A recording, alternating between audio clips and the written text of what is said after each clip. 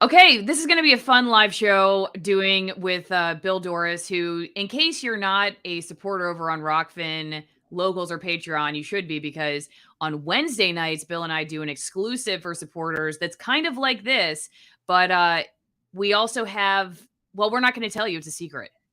I'm just going to call it a special ingredient that we put Wednesday nights. So if you're watching this somewhere else, you should definitely go over to my other platforms. The links are in the description and become a supporter. But today, Bill and I are going to be talking about something we've been talking about in Tittle Tattle, which is our supporter only show, which is Taylor Lorenz, because the drama around Taylor Lorenz, who's wrote recently the most recent piece about libs of TikTok on TikTok. Well, it's Twitter. She does libs of TikTok, so it's about liberals, I guess, on TikTok.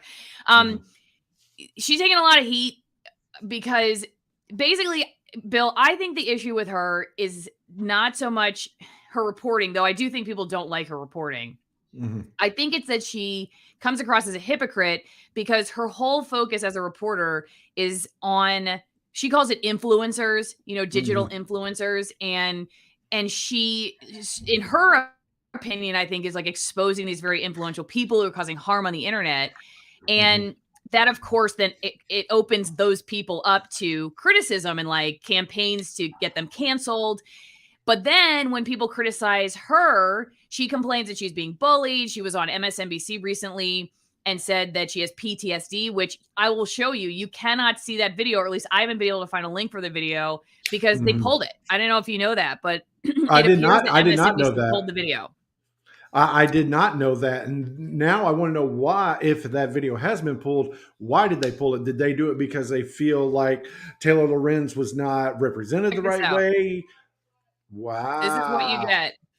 This is what you get when you go to the video. Because everybody, they probably did it because everybody were making memes out of it. They were just doing nothing but clowning her. Right. Well, and the thing is, she got upset at MSNBC because she said if your story makes it worse, if your story on online bullying then makes it worse for the person you're profiling, then you did a really crappy job, and she could teach a journalism class on it, and you're just so dumb. And all of a sudden now I couldn't find the video, so I couldn't show you her complaining that she has PTSD from all these people coming after her. Anyway, long story short, she does this libs of TikTok piece about this account that it has become something that like is often cited on Fox News Channel. Basically, like, she'll post videos of teachers talking about how they discuss sexuality with their students. I've seen, she links to, she's talked about how like it's been influential with Ron DeSantis, the governor of Florida, and everything's going on there. And so she does this article, and she does link to this person's address as registered as a real estate agent, and it has recently, or at some point, been removed. The link has been removed. Now, she says she did not dox this person. We're not going to tell you who they are, but she says she didn't dox them because she considers doxing personal information that you can't find publicly.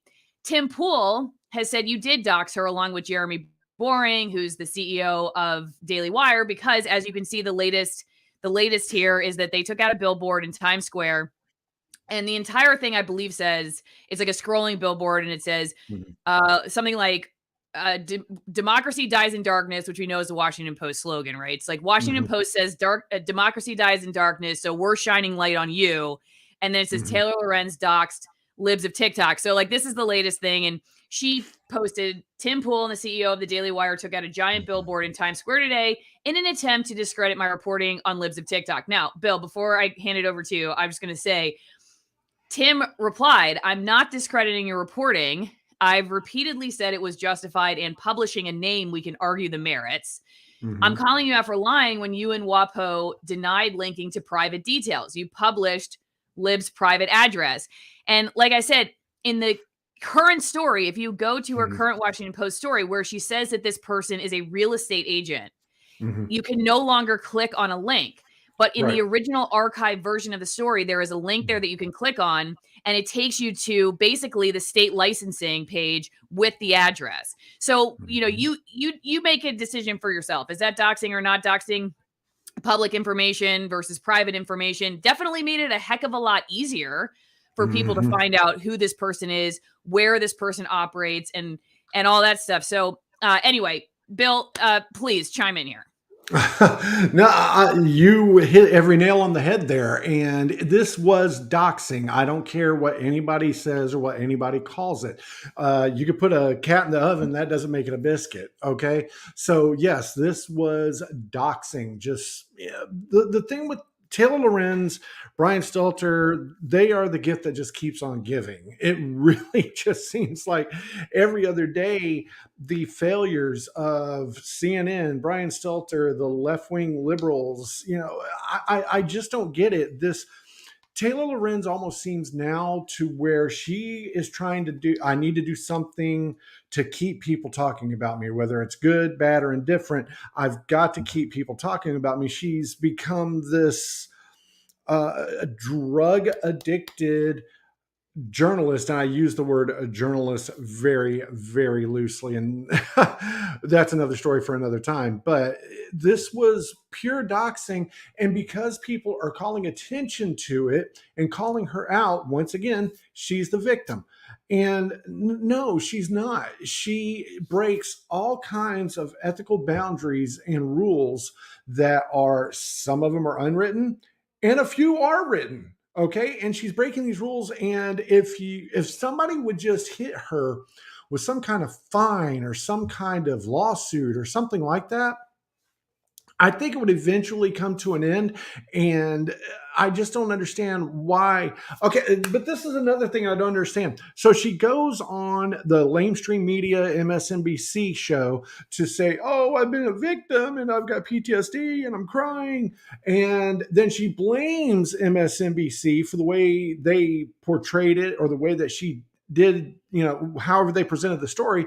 She smacks them in the mouth. How dare you have journalistic integrity and reach out to the other side for comment? But then she goes to the absolute worst.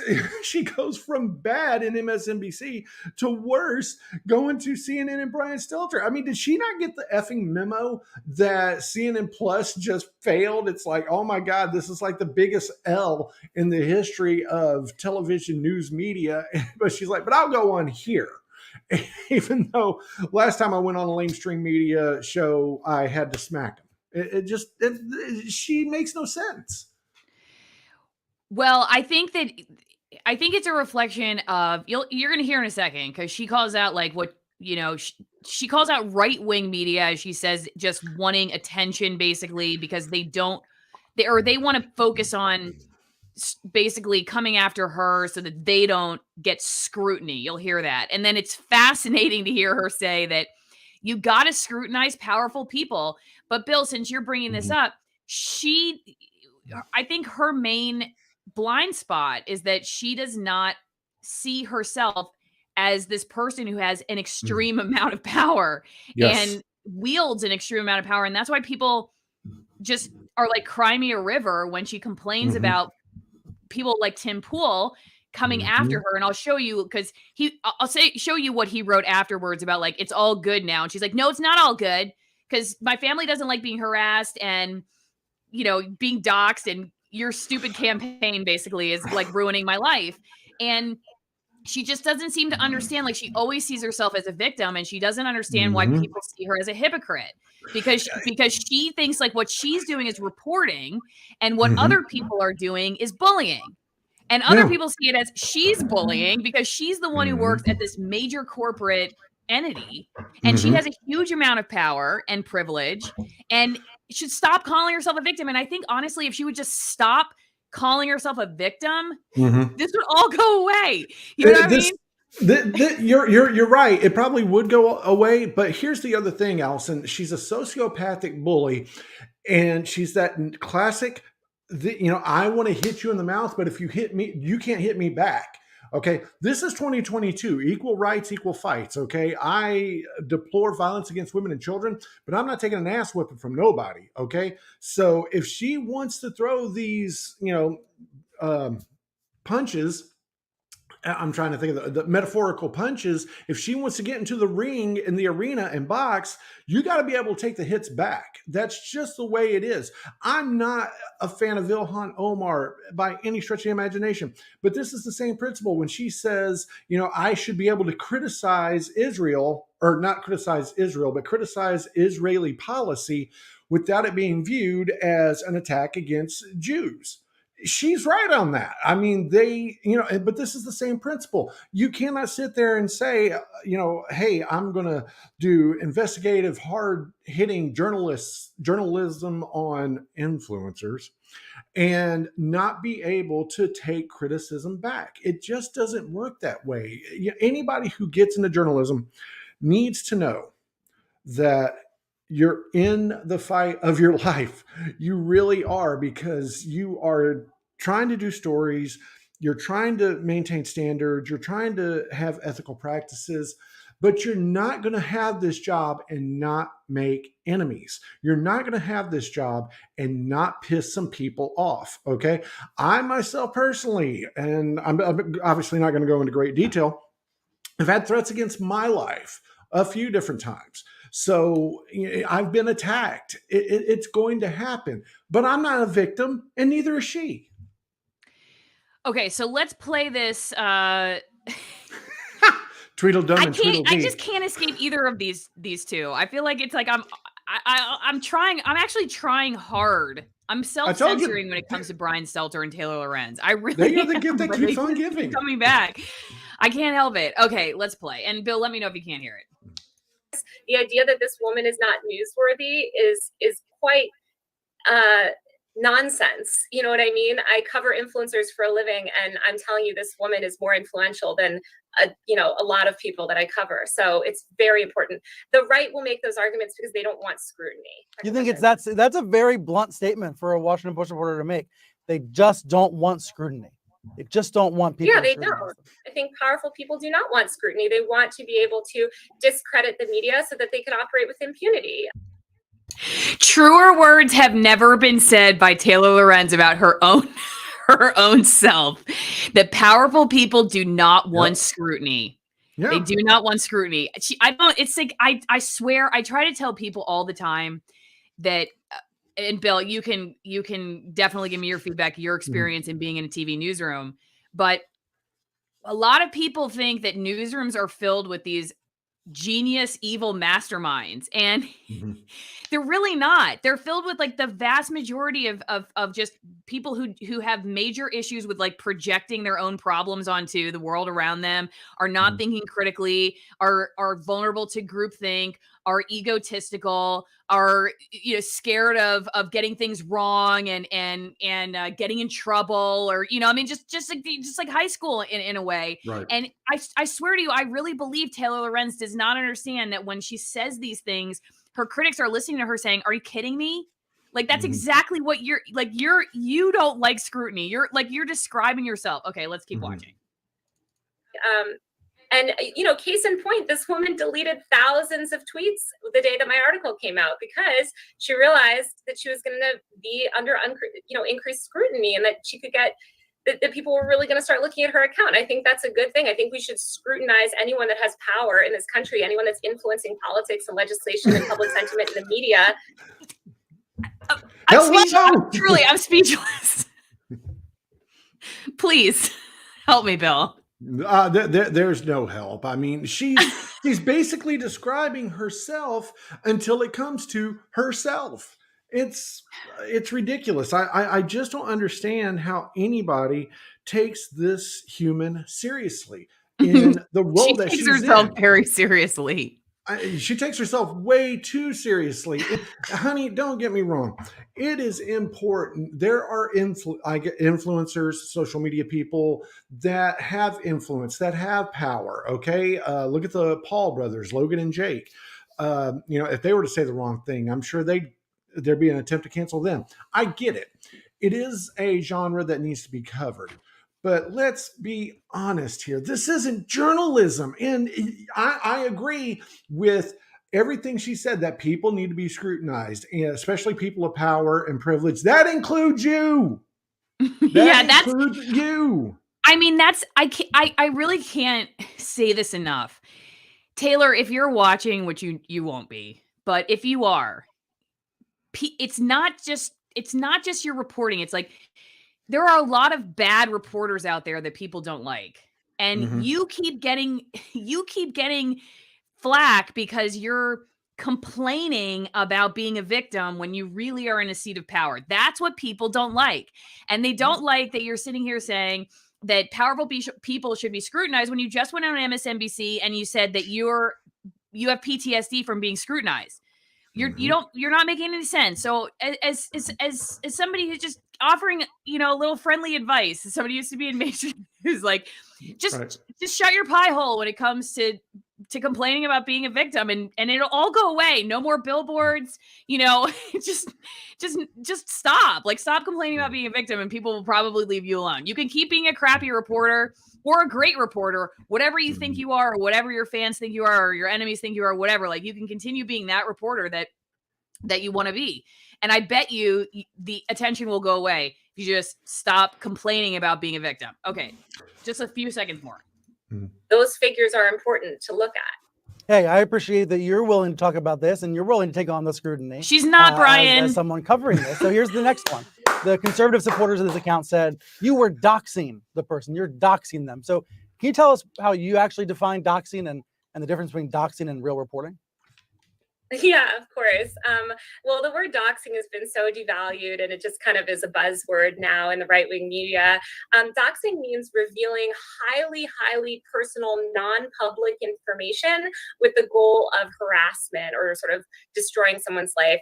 We absolutely did not reveal any personal information about this woman at all, remotely. And, I know that sometimes reporting practices can seem foreign to people that aren't familiar with journalism, but this was very by the book and very benign. It was so benign that they took down the link. Okay, remember I said at the beginning of this video that when the article was first published about libs of TikTok, there was a link to the person's real estate page. Okay. And you could click it and find an address and a phone number and a name and all this stuff. Now, is that public record?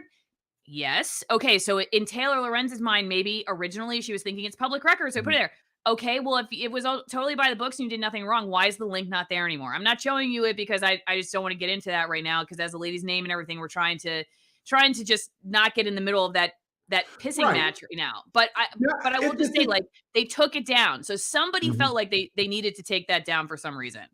And if the roles were reversed and somebody posted Taylor Lorenz's phone number, oh my God, the mountains crumble, seas roar, Jesus of Nazareth has returned. It would be the biggest scandal since the Will Smith slap. It would. And I'm not saying, don't do that. I don't endorse that. I don't condone that. Nobody do that. If you got Taylor Lorenz's number, do not be posting and doxing that shit.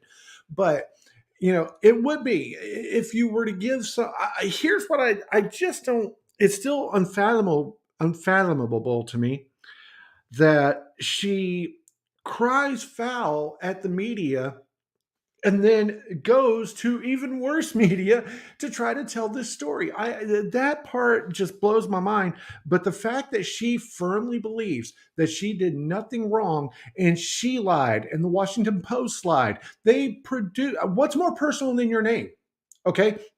If I have a YouTube channel and it is nothing but me behind, I don't know, a ski mask or something like that. Okay. If my name is not attached to it and then you release that my name is attached to it with proof and evidence, that's doxing. Okay. There's nothing more personal than your name. I don't understand why this is so hard. And it's not a left-wing talking point. It's not a right-wing talking point. And who the hell is Taylor Lorenz? Brian Stelter, you goof. Who the hell is Taylor Lorenz to define what doxing is? She's a nobody. Don't tell her that, Bill, because I'll tell her to her face. She's a clown. She's a self-important sociopath, a bully. I think if you spend your whole life covering influencers, I feel like this is exactly what you would become. Like, this would be like my, if I heard it, if all you did was just like, just scroll through Twitter all day, that's all you did, or like Yeah. Instagram or TikTok or whatever, and that was like your whole life. I feel like you would become extremely fragile, and you would end up going on MSNBC like she did and saying you had PTSD because people came after. So this is the article the New York Post wrote about her. And if you see, they had this, as I said earlier, they had the video linked, and it says the video is private. If you click on the link that they had, MSNBC's Meet the Press Daily, this is what happens. Let me see. Yeah. Hang on.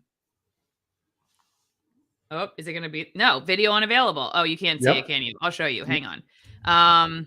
Yeah, so it's just interesting because like, this is what I showed you earlier. Right. Exactly. So why did they take it down? You know, I don't know, because she went on this campaign complaining all over Twitter about how they made it worse for her life's a living hell. And it's just, like I said, again, it's just, she seems to have very little self-awareness about how she's affected the lives of other people. So going back real fast to Tim Pool, hang on one second, Bill. He writes about the Billboard.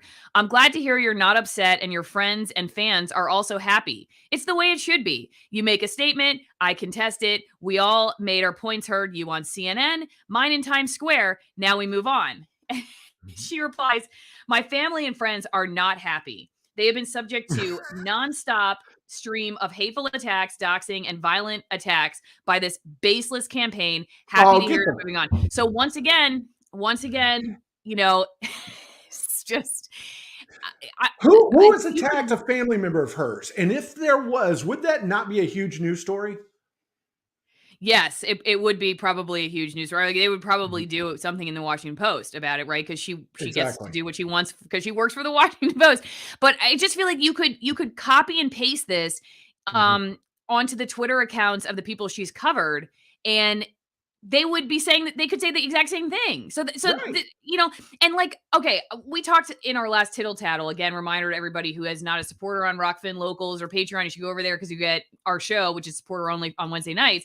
We were talking about how Matt Taibbi wrote a good article about how he felt like sharing the name of the person and looking into who is libs of TikTok was fair game because of the influence that this account has had. What his criticism was that you really didn't learn a whole lot of anything significant in the article, and you just kind of walked away with like a nothing burger. And for all this, you know, for the drama of all this. Now, this is something you shared with me, which is funny. Media's excuse for investigating libs of TikTok. It might be foreign disinformation. Media's excuse for not investigating Hunter Biden. It might be foreign disinformation. See how this works? Because in her interview with Brian Stelter, I didn't show you this part. One of the things she said about her reasoning for looking into who libs of TikTok was like, well, what if it's a foreign actor? You know, we need to find out if it's a foreign actor. And so it is. I mean, it's just, you know, here's the deal. For me, big picture, when it comes to this, like, you watch that video, if you watch it again, the CNN video we just showed you of her talking to Brian Stelter, it just becomes so clear that, like, she somehow considers herself like not in the same category. And, you know, and she's like, does not consider herself the powerful person. Like, we're talking about, we need to investigate libs of TikTok. Okay. But like, you know, we once again go back to the fact that, what about you? Like, do you deserve scrutiny? I mean, you work at the Washington Post. What about all the other people who write for the Washington Post? Do they deserve scrutiny? But no, when it comes after her, it's bullying. And I think that's where people start getting, you know, sick of it all. It's not just that people are sick of it. They see the hypocrisy, and they see that, you know, there's been a war against the media probably a little bit before Trump made the infamous "you are fake news" to the guy from CNN. I can't remember his name, but there's been a war against the news media. And I don't even want to say the news media, but corporate news media, ever since that happened. And she just happens to be caught in the crossfire. She just also happens to have her hypocrisy sent out on the daily. And now that she's getting all this attention, I don't care what her tweet says, nobody in her family was assaulted, because it would be a major news story. Outlets would be all over it, especially those who support her, to say, see, she is a victim. So that's not happened. Okay. Until proven otherwise, no. And on top of that, it is becoming very clear that journalists, for whatever reason, somehow think they're above the law, or that they're elitists, and that they are supposed to be immune to scrutiny.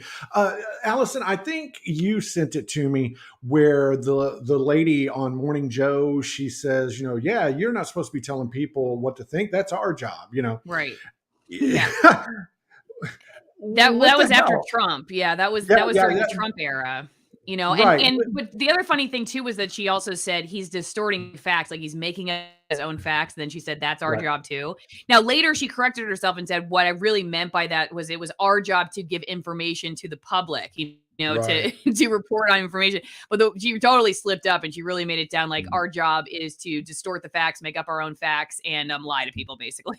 But that started making the rounds again, specifically because of Taylor Lorenz and all this crap that she's been in the last 2 months. Well, and like how people have treated Elon Musk. And that's where that, because people were trying to clip it and act like it was like, they're talking about Elon Musk. Okay. Yeah. The producer is here. I'm going to go get her. I'm going to go get her some more OJ. Bill, the producer needs a juice box, please. Just do your own research. Try to find media outlets that you can trust. Try to find news from sources that you can trust. And I'm not talking Fox News. For all this talk about Taylor Lorenz, let's be honest, Tucker Carlson is like obsessed with her, and he's just got to put the brakes. He's got no chill when it comes to Taylor Lorenz. Now you can say, hey, but at least at least Tucker Carlson is successful and the most highly rated show on cable news. Yeah, okay, fine. But that's also like saying you're the smartest kid on the short bus. It doesn't mean a whole lot, especially in this day and age. Try to find media outlets that you can trust to get your news from. And don't forget to, I just hit my microphone. Don't forget to support my sponsors, right, Bill? Yes. You got betterspectacles.com/Allison. If you wear progressive lenses, you should definitely go get yourself a pair of awesome progressive lenses like my husband has. It helps his migraines, traumatic brain injury, but mine are blue blocking. And we know staring at the computer screen every day, you got to have some blue blocking glasses. Or if you're Taylor Lorenz and you're like, I need to get drunk because that's my only... That's my only solace. That's my only solace at this point. I hope she goes to AllisonMorrow.locals.com too, so she can see all the exclusive content.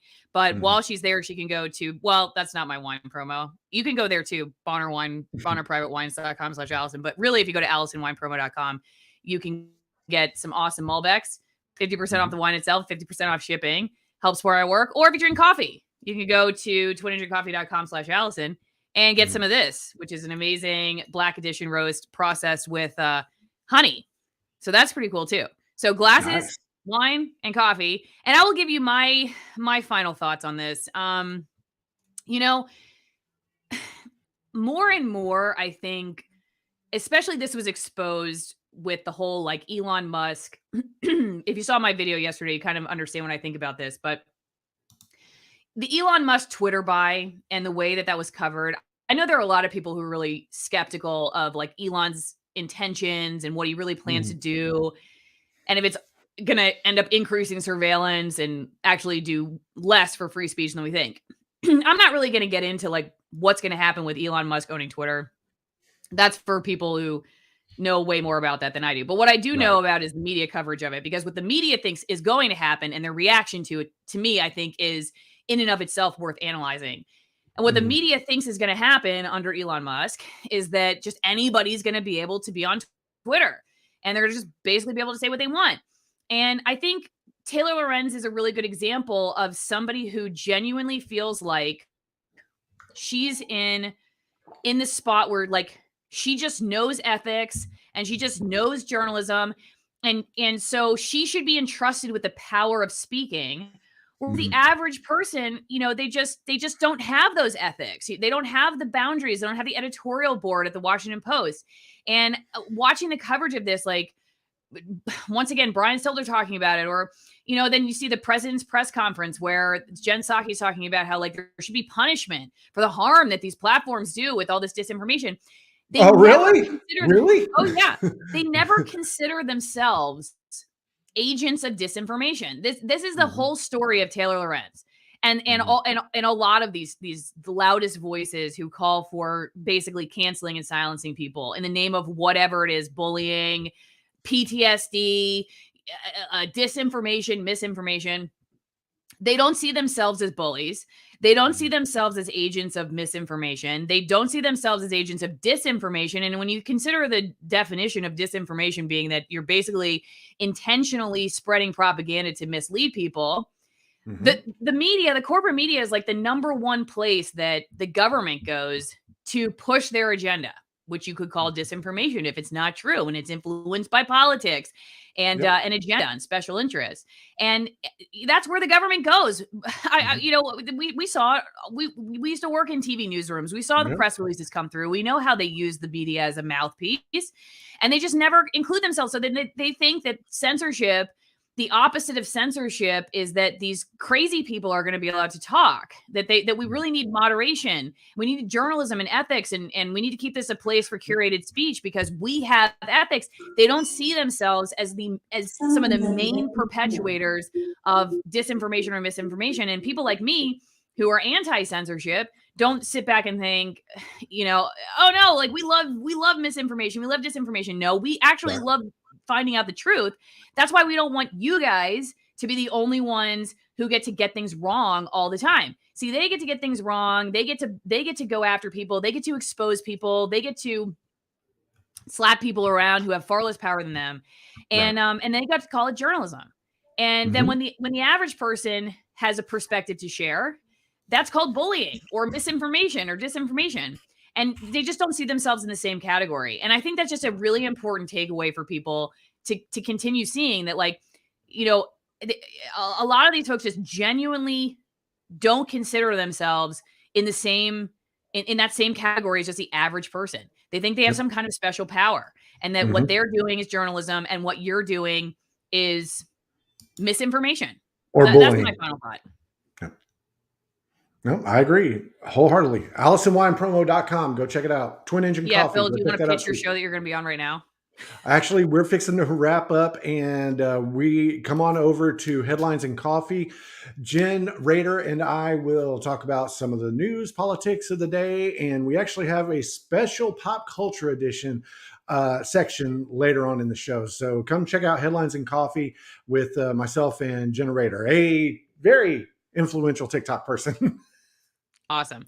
Okay, yeah, you guys will definitely have to talk about this. Thanks everybody for watching. See you next time.